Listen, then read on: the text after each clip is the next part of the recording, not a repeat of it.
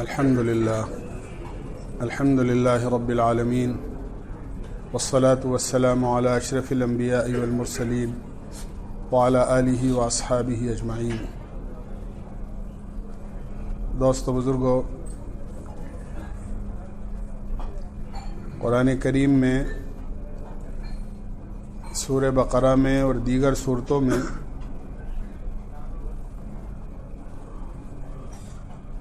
انسان کی اور خاص طور سے مسلمان کی روزی کے بارے میں بڑی فکر دلائی گئی ہے۔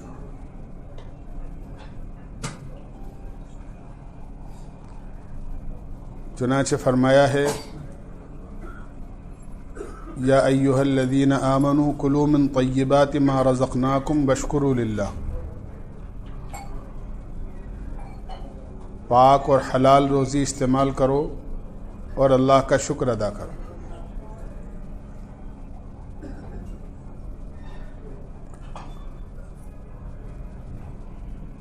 پہلی بات تو یہ ہے کہ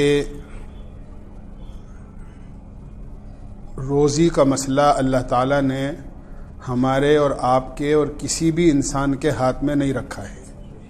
یہ بنیادی چیز ہے۔ اگر یہ بات سمجھ میں آ جائے اور یقین میں آ جائے تو آدمی کبھی بھی غلط راستہ روزی کمانے کا اختیار نہیں کرے۔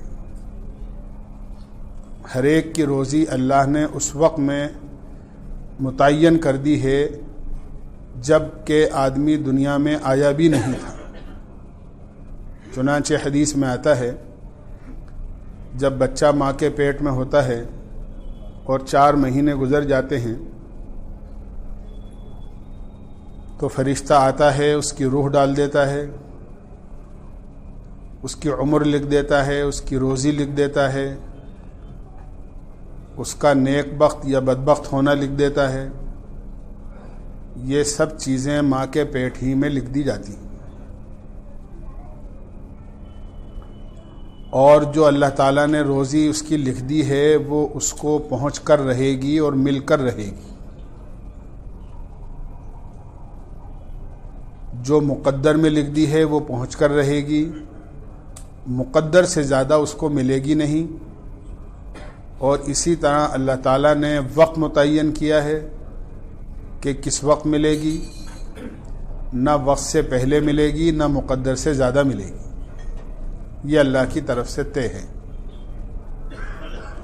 خطبہ جو پڑھا جاتا ہے جمعے کے دن، اس میں ایک جملہ پڑھا جاتا ہے، امام صاحب پڑھتے ہیں، الا وان نفسا لن تموت حتی تستکمل رزقها۔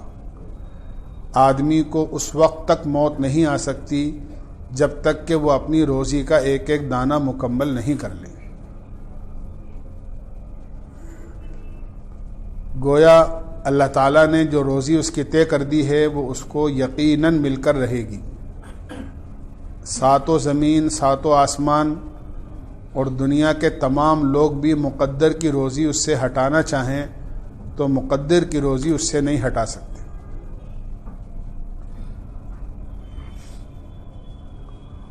اور ان سب کے بعد یہ تصور کہ میرے اوپر روزی کی تنگی یا کاروبار کی تنگی اس لیے ہے کہ کسی نے میری روزی باندھ دی ہے اور کسی نے کوئی کام ایسا کر دیا ہے جس کی وجہ سے میری روزی میں رکاوٹ پیدا ہو گئی ہے،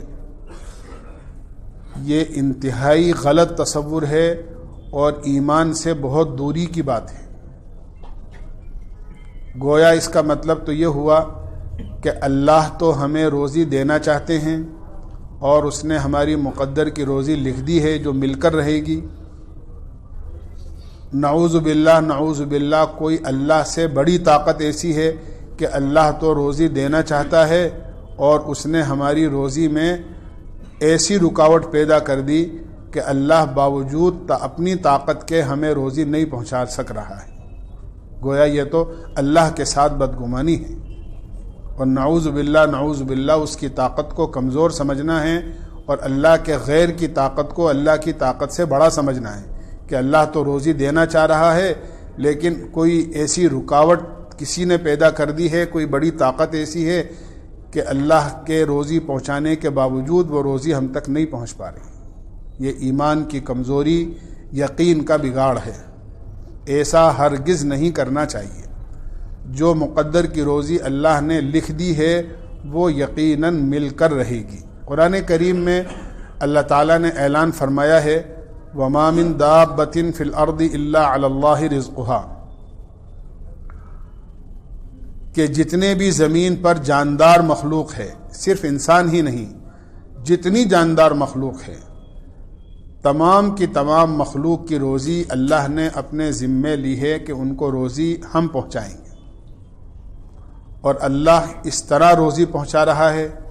سلیمان علیہ السلام کا واقعہ آپ نے سنا ہی ہوگا کہ ایک مرتبہ مخلوق کی دعوت کی اجازت چاہی اور مہینوں تک کھانا بنایا گیا، اور ایک مچھلی نکلی سمندر سے اور مہینوں کا کھانا ایک لقمے کے اندر کھا گئی، اور دوبارہ جب منہ کھولا تو حضرت سلیمان علیہ السلام نے فرمایا کہ سارا تو کھانا کھا گئی، پھر منہ کھولا ہے۔ تو اس مچھلی نے کہا میرا اللہ، میرا خالق، میرا مالک، میرا پیدا کرنے والا مجھے ایسے 3 لقمے روزانہ کھلاتا ہے، آج آپ نے دعوت کر کے مجھے بھوکا رکھ دیا۔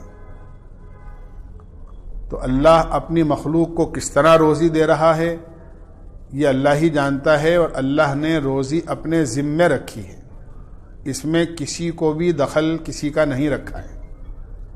اس لیے یہ سمجھنا چاہیے کہ ہماری روزی طے ہے، اور جو طے ہے وہ مل کر رہے گی، اور جو وقت طے ہے اس وقت پر مل کر رہے گی۔ اب جو مقدر کی روزی ہے اس کو حاصل کرنے کے لیے آدمی کو حلال، صحیح اور جائز طریقہ اختیار کرنا چاہیے۔ جب روزی طے ہے اور مل کر رہے گی تو آدمی کو کبھی بھی یہ تصور نہیں کرنا چاہیے کہ میں اپنے کچھ کوشش سے، اپنے کچھ ہاتھ پیر مارنے سے، اور میں اپنے کچھ دن دھن کرنے سے میں کچھ زیادہ کما لوں گا یا زیادہ مجھ کو روزی مل جائے گی۔ ایسا ہرگز نہیں ہو سکتا۔ حلال طریقہ، جائز طریقہ آدمی کو استعمال کرنا چاہیے روزی کمانے کا۔ انبیاء علیہم السلام جہاں اللہ کے برگزیدہ بندے ہوا کرتے تھے، اور ایک بڑا کام اللہ کا پیغام اللہ کے بندوں تک پہنچانا ان کے ذمہ ہوتا تھا، اس کے باوجود بھی ذریعے کے طور پر وہ اپنا کوئی نہ کوئی کام کرتے تھے۔ کوئی لوہے کا کام کرتا تھا، کوئی لکڑی کا کام کرتا تھا، جیسے نوح علیہ السلام لکڑی کا کام کرتے تھے، داؤد علیہ السلام زرہ بناتے تھے اور زرہ بنا کر بیچا کرتے تھے۔ اس طرح بہت سارے نبیوں نے بہت سارے کام الگ الگ کیے ہیں ذریعے بہانے کے طور پر۔ تو عرض میں نے کیا، حلال طریقہ روزی کمانے کا آدمی کو استعمال کرنا چاہیے اور اختیار کرنا چاہیے، غلط راستہ آدمی کو ہرگز اختیار نہیں کرنا چاہیے۔ جو مقدر کی روزی ہے وہ آپ کو ملے گی، اگر جائز طریقہ اختیار کیا تو برکت کے ساتھ ملے گی، اور اگر ناجائز طریقہ اختیار کیا تو بغیر برکت کے ملے گی، اور اس طریقے پر جو آپ نے غلط اختیار کیا ہے اللہ کی طرف سے پکڑ اور اللہ کی طرف سے عذاب ہے، اللہ کی طرف سے عذاب ہے۔ جو آدمی جتنا یقین اس بات پر رکھے گا اللہ تعالیٰ اس کو بغیر محنت کے روزی عطا فرمائیں گے۔ قبیلہ اشعریین ایک قبیلہ تھا اللہ کے نبی کے زمانے میں۔ جب وہ ہجرت کر کے مدینہ منورہ پہنچے، اللہ کے نبی پہلے مدینہ منورہ جا چکے تھے، تو انہوں نے آپس میں مشورہ کیا کہ ہم لوگ تو مکے سے آئے ہیں اور اجنبی ہیں، یہاں ہمارا تو کوئی ٹھکانہ نہیں ہے، خیمہ لگا کر وہ ٹھہرے تھے، اب کھانے پینے کا کوئی انتظام۔ تو انہوں نے سوچا کہ اللہ کے نبی پہلے سے یہاں موجود ہیں، چنانچہ اللہ کے نبی ہی سے اپنی کھانے کی اور پینے کی شکایت کرنا چاہیے اور آپ ہی کے سامنے اپنی ضرورت رکھنا چاہیے۔ تو انہوں نے 2 آدمی طے کرے کہ وہ اللہ کے نبی علیہ السلام سے جا کر کہیں کہ ہم لوگ آئے ہیں اور فلاں جگہ ہم نے اپنا خیمہ لگا رکھا ہے اور ہمیں بھوک لگی ہوئی ہے اور سخت کھانے کی ضرورت ہے، آپ ہمارے لیے کوئی نظم فرمائیں۔ وہ 2 آدمی جب اللہ کے نبی علیہ السلام کے پاس پہنچے تو اللہ کے نبی نماز پڑھ رہے تھے اور قرآن پاک میں یہی آیت تلاوت فرما رہے تھے وَمَا مِن دَابَّةٍ فِي الْأَرْضِ إِلَّا عَلَى اللَّهِ رِزْقُهَا، کہ جتنے زمین پر جاندار مخلوق ہے سب کی روزی اللہ نے اپنے ذمے لے رکھی ہے۔ انہوں نے جب یہ بات سنی تو یہ سوچا کہ جب اللہ نے ساری مخلوق کی روزی اپنے ذمے لے رکھی ہے تو اللہ کے نبی سے کیوں کہیں، پھر اللہ ہی سے کہیں۔ انہوں نے 2 رکعت نماز پڑھی اور نماز پڑھ کے اپنے خیمے میں واپس آ گئے۔ لوگوں نے کہا کہ کیا ہوا؟ کہنے لگے ہاں جہاں بات پہنچانی چاہیے تھی ہم نے بات پہنچا دی۔ تھوڑی دیر میں 2 آدمی آئے اور ان کے خیمے کے اندر بہت بڑا طباق لے کر آئے، اس میں بہترین کھانا تھا، ان کو دے کر چلے گئے۔ انہوں نے کھانا کھایا، اس میں سے کھانا بچ گیا تو ان کے قبیلے کے لوگ یہ کہنے لگے کہ چونکہ اللہ کے نبی کے پاس ہم نے کہلوایا تھا اور اللہ کے نبی کے پاس سے کھانا آیا ہے، لہٰذا یہ کھانا بچ گیا ہے تو جو بچا ہوا کھانا ہے یہ اللہ کے نبی کے پاس ہی ہمیں پہنچا دینا چاہیے۔ چنانچہ 2 آدمی وہاں پر دوسرے بھیجے اور یہ کہہ کر بھیجے کہ اللہ کے نبی سے جا کر یہ کہہ دیں کہ اللہ کے نبی یہ آپ کا بھیجا ہوا کھانا ہم تک پہنچ گیا تھا، ہم نے پیٹ بھر کے کھا لیا، اب یہ بچا ہوا ہے، آپ جہاں چاہیں اس کو استعمال کریں۔ جب اللہ کے نبی کے پاس وہ کھانا لے کر پہنچے تو اللہ کے نبی علیہ السلام نے فرمایا کہ بھئی ہم نے تو کسی کو کھانا نہیں بھیجا۔ تو وہ 2 آدمی بول پڑے، کہنے لگے اللہ کے نبی ہم پورے قبیلے کی طرف سے قاصد بن کر ہم آئے تھے، لیکن آپ نماز پڑھ رہے تھے، ہم نے آپ سے نماز میں قرآن کریم کی یہ آیت پڑھتے ہوئے سنا کہ آپ یہ آیت پڑھ رہے ہیں اور اللہ تعالیٰ اس آیت میں یہ بات فرما رہے ہیں کہ ہر مخلوق کی روزی میرے ذمے ہیں، تو ہم نے آپ سے کہنے کے بجائے اللہ سے کہا اور واپس چلے گئے۔ تو یہ کھانا ہمیں نہ معلوم کہاں سے آیا ہے، ہمارے قبیلے والوں نے تو آپ تک پہنچا دیا۔ اللہ کے نبی علیہ الصلاۃ والسلام نے ارشاد فرمایا تم نے جس سے مانگا تھا اسی نے تمہاری مقدر کی روزی تم تک پہنچائی ہے۔ تو جو آدمی جتنا یقین رکھے گا اللہ اس کی مقدر کی روزی اس تک ضرور پہنچا کر رہیں گے۔ آج میں نے کیا کہ اگر حلال و جائز طریقہ اختیار کیا جائے گا تو اللہ برکت کی روزی عطا فرمائیں گے۔ ہم تو برکت کے بجائے کثرت پر دھیان دیتے ہیں۔ کثرت کہتے ہیں زیادتی کو، کہ روزی کسی طرح زیادہ ہو جائے، پیسے کسی طرح زیادہ ہو جائے، مال کسی طرح زیادہ ہو جائے۔ اسی لیے علماء نے لکھا ہے کچھ ہوتے ہیں مالدار اور کچھ ہوتے ہیں مال کے چوکیدار۔ بس ان کا کام یہ ہوتا ہے کہ جیسے آپ نے دیکھا ہوگا کہ آج کل تو کم ہو گئے، ورنہ کسی زمانے میں بہت زیادہ گھوڑا گاڑی، بیل گاڑی اور گدھا گاڑی چلتے تھے۔ بس گدھے کو، گھوڑے کو، بیل کو، ان کو مقدر کی روزی جو ان کا مقدر کا چارہ ہوتا ہے وہ مالک کھلاتا ہے، باقی دن بھر ان کا مالک ان کو روزی کمانے میں استعمال کرتا ہے۔ ان کے کمر پر بوجھ ہوتا ہے، وہ گاڑی کھینچتے ہیں، مال کھینچتے ہیں، وہ کام کرتے۔ اس طرح کمانے میں آدمی رات دن مشغول رہتا ہے اور استعمال کیا کرتا ہے یہ ہم خود جانتے ہیں کہ کیا آدمی کھا سکتا ہے اور کتنا کھا سکتا ہے۔ شوگر ہو گئی تو میٹھا نہیں کھا سکتا، اور اگر بلڈ پریشر ہو گیا تو نمکین نہیں کھا سکتا، ہارٹ کی پریشانی ہو گئی تو تیل اور گھی اور مسالے نہیں کھا سکتا۔ بہت سادے کھانے کھاتا ہے اور کما کر جمع کیے جا رہا ہے اور خوش ہوئے جا رہا ہے۔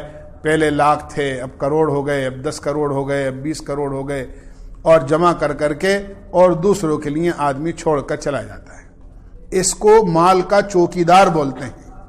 اس کو مالدار نہیں کہتے، اس کو مال کا چوکیدار بولتے ہیں، کہ صرف مال کما کر اور اپنا خوش ہو رہا ہے کہ ہاں اب اتنے ہو گئے، اب اتنے ہو گئے، اب اتنے ہو گئے، اور اپنے خالی ہاتھ چلا جاتا ہے۔ مالدار تو وہ ہوتا ہے، اللہ کے نبی علیہ الصلاۃ والسلام نے ارشاد فرمایا جب میں جنت میں داخل ہوا تو میں نے جنت کے دونوں جانب سونے کے پانی سے 3 سطریں لکھی ہوئی دیکھی۔ پہلی سطر میں لا الہ الا اللہ محمد الرسول اللہ لکھا ہوا تھا، دوسری سطر میں لکھا ہوا تھا ما قدمنا وجدنا، جو ہم نے آگے اللہ کے نام پر صدقہ خیرات کر دیا وہ پا لیا، وما اکلنا ربحنا، جو دنیا میں کھا پی لیا وہ نفع میں رہا، وما خلفنا خسرنا، اور جو دنیا میں چھوڑ آئے وہ نقصان اور گھاٹے میں رہا۔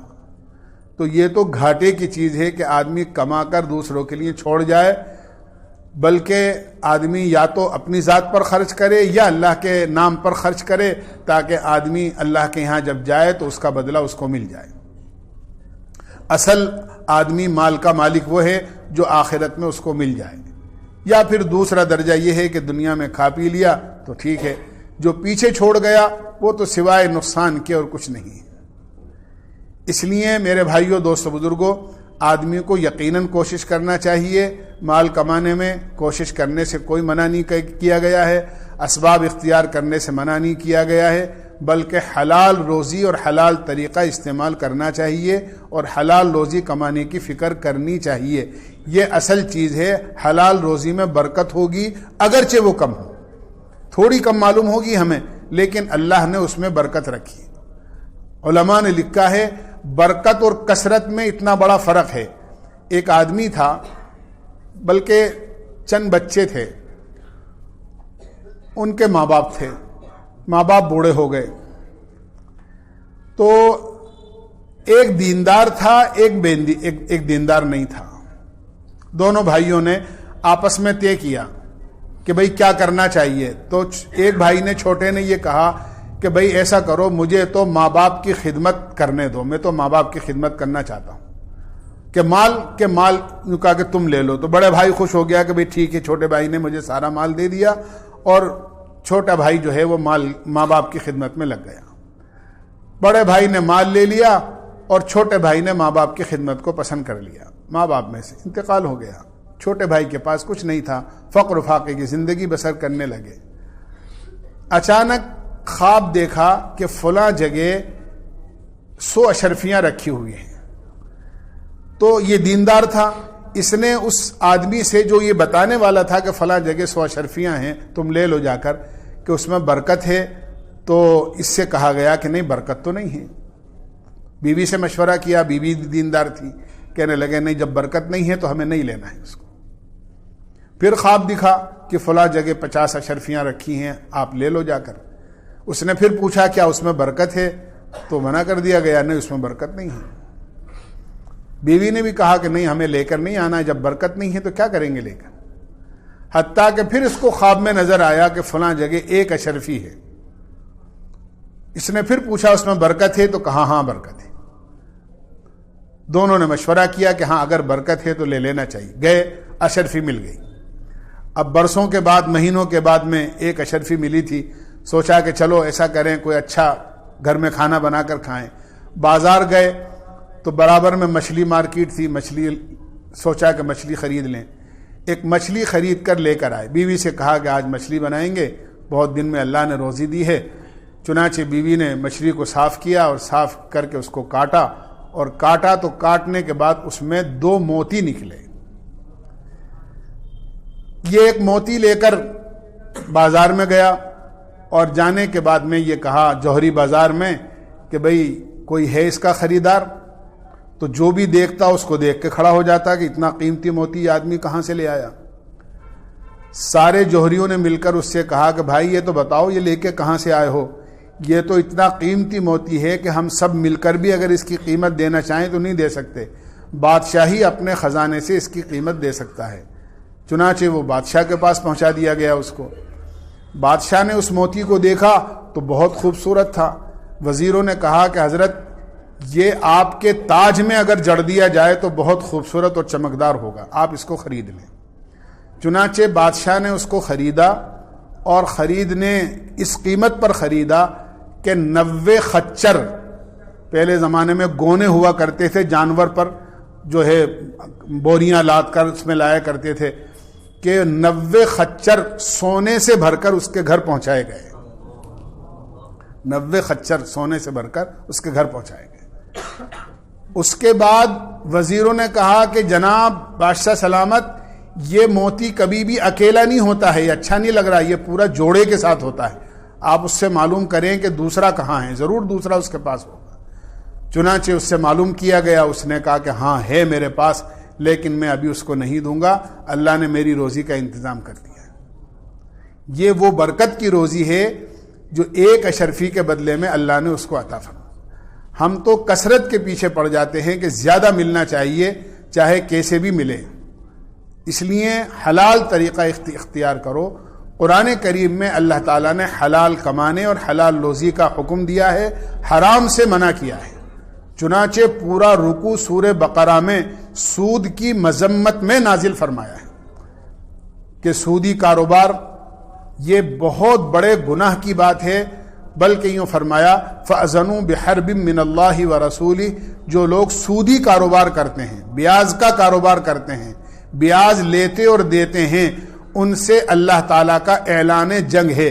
گویا وہ اللہ سے یہ کہہ رہے ہیں سودی کاروبار کر کے یا سود لے کر یا سود دے کر کہ ہم لڑائی کے لیے تیار ہیں، اے اللہ تو آسمان سے اتر جا اور ہم تجھ سے لڑائی کرنے کو تیار ہیں۔ نعوذ باللہ، یہ گویا اپنے عمل سے کہتے ہیں۔ قرآن کریم کہہ رہا ہے کہ جو سودی کاروبار کرتے ہیں اللہ تعالیٰ کا ان سے اعلان جنگ ہے، وہ اللہ سے لڑنا چاہتے ہیں۔ گویا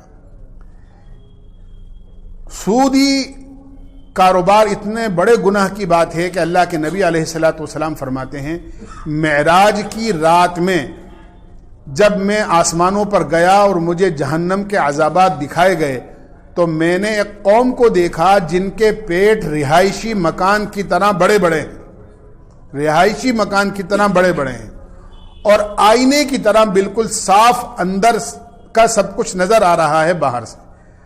آپ نے فرمایا میں نے دیکھا کہ ان کے پیٹوں میں سانپ اور بچھو ہیں جو ان کے پیٹوں کو اور آنتوں کو اندر سے نوچ رہے ہیں، اور وہ تکلیف کی وجہ سے بے قرار اور بے چین ہیں اور چیخ رہے ہیں، چلا رہے ہیں۔ آپ فرماتے ہیں میں نے جبریل سے پوچھا جبریل یہ کون لوگ ہیں؟ فرمایا کہ یہ وہ لوگ ہیں جو دنیا کے اندر سودی کاروبار کرتے تھے، کاٹا ڈیفرنس لیا کرتے تھے، پرچیاں کیش کیا کرتے تھے، بینک میں مال اس لیے رکھا کرتے تھے تاکہ اس کے ذریعے سے کچھ بینک کا سود مل جائے، فکس ڈپوزٹ کرایا کرتے تھے تاکہ اس کے ذریعے سے 5 سال 10 سال میں بہت مل جائے، بچیوں کے لیے پیدا ہوتے ہی کچھ پیسے قسط وار جمع کرا دیا کرتے تھے تاکہ 20-25 سال کے بعد جب ان کی شادی کا موقع آئے گا تو ایک اچھی خاصی رقم بیاض کی ہمیں مل جائے گی۔ یہ سب وہ لوگ ہیں۔ سودی کاروبار اتنا بڑا گناہ ہے کہ اللہ کے نبی علیہ الصلوۃ والسلام نے فرمایا دنیا میں بھی اللہ نے اس کا نتیجہ مفلسی رکھی ہے۔ چند دنوں کے لیے آدمی ذرا خوشحال نظر آتا ہے اپنے آپ میں خوش کرنے کے لیے اپنے آپ کو، ورنہ سود کا نتیجہ ہمیشہ مفلسی اور غریبی ہے، نتیجہ اس کو یا اس کی اولاد کو فقیری کی حالت میں بھگتنا پڑتا ہے۔ اللہ کے نبی علیہ الصلوۃ والسلام نے ایک موقع پر ارشاد فرمایا چند گناہ ایسے ہیں جن کو اللہ کبھی معاف نہیں کرتا، یعنی ڈانٹ کے وجہ سے آپ نے فرمایا کہ چند گناہ ایسے ہیں جن کو اللہ کبھی معاف نہیں کرتا۔ فرمایا ایک سود، جو سود لینے والے ہیں، سود دینے والے ہیں، فرمایا کہ یہ ایسے لوگ ہیں کہ ان کا گناہ اللہ معاف نہیں کرتا۔ اسی طرح فرمایا شراب کا اور نشے کا جو عادی ہوگا اللہ اس گناہ کو بھی معاف نہیں کرتا، چنانچہ ایسے لوگوں کی شب قدر اور شب برات میں بھی مغفرت نہیں ہوتی۔ اسی طرح فرمایا والدین کا نافرمان کہ یہ گناہ ایسے ہیں کہ یہ بھی معاف نہیں ہوتے۔ اللہ کے نبی علیہ الصلوۃ والسلام نے ارشاد فرمایا جس قوم میں سودی کاروبار عام ہو جاتا ہے یا سود کا لین دین اور حرام مال کا لین دین عام ہو جاتا ہے، اللہ تعالیٰ ان لوگوں پر چیزوں کی مہنگائی کو مسلط کر دیتے ہیں۔ چیزیں مہنگی، ضروریات کی چیزیں اللہ مہنگی کر دیتے ہیں۔ آج آپ دیکھیں کون سی ایسی ضرورت کی چیزیں ہیں جو ہماری مہنگی نہیں ہیں، دن بدن دام بڑھتے جا رہے ہیں چیزوں کے، جو خاص ضروریات کی چیزیں ہیں، کھانے پینے کی چیزیں ہیں، نہ تو چیزیں اصلی مل رہی ہیں اور جو کچھ مل رہی ہیں نقلی وہ بھی بہت قیمت کے اندر، اور اس کی روزانہ قیمتیں بڑھتی ہیں۔ فرمایا ان پر گرانی اور ضروری چیزوں کی مہنگائی اللہ مسلط کر دیتے ہیں۔ اسی طرح فرمایا کہ جس قوم میں بے حیائی عام ہو جاتی ہے اللہ تعالیٰ ان پر دشمنوں کا غلبہ مسلط کر دیتے ہیں، دشمن ان پر غالب آ جاتے ہیں جن میں بے حیائی عام ہو جاتی ہے۔ آج دونوں چیزیں عام ہیں اور دونوں چیزوں کا نتیجہ ہماری نظروں کے سامنے ہے، دشمنوں کا غلبہ اور چیزوں کی گرانی اور چیزوں کی مہنگائی۔ اس لیے میرے بھائیو دوستو بزرگوں، سودی کاروبار سے، ناجائز کاروبار سے اپنے آپ کو، سودی لین دین سے اپنے آپ کو پورے طور پر، مکمل طور پر بچانا چاہیے۔ اللہ کے نبی علیہ الصلاۃ والسلام نے سود کے سلسلے میں 10 آدمیوں پر لعنت فرمائی ہے. 10 آدمیوں پر. سود لینے والا بھی ہے، دینے والا بھی ہے، سودی کاروبار کا حساب لکھنے والا بھی ہے، سودی کاروبار میں درمیان میں شاہد اور گواہ بننے والا بھی ہے. اس طرح کے بہت سارے لوگ ہیں. 10 آدمیوں پر سود کے سلسلے میں آپ نے لعنت فرمائی. اس لیے مقدر کی روزی جو اللہ نے طے کر دی ہے اس کو حلال طریقے سے حاصل کریں. حلال طریقے سے حاصل کریں گے تو یقیناً برکت کے ساتھ ملے گی. دنیا کا کوئی آدمی، سارے جنات اور انسان مل کر بھی جو مقدر کی روزی ہے اس کو گھٹا نہیں سکتے ہیں. اس لیے جو مقدر کی روزی ہے اس کو برکت کے ساتھ حاصل کریں تاکہ دنیا میں بھی خوشحال رہ سکیں اور آخرت میں اللہ تعالیٰ کی کسی پکڑ کا سبب نہ بنے. اور اگر دنیا کے اندر ہم نے سودی یا ناجائز کاروبار کر کے مال زیادہ کما کر خوش بھی ہو گئے تو کچھ دنوں کی بات ہے، دنیا میں مفلسی آئے گی، ہم پر نہیں تو ہماری اولاد پر آئے گی، اور آخرت میں تو اللہ کے عذاب کا شکار ہونا ہی پڑے گا. اللہ ہم سب کی حفاظت فرمائے. سبحان اللہ وبحمدہ، سبحانک اللہم وبحمدک، ونشہد ان لا الہ الا انت نستغفرک ونتوب الیک. صلی اللہ.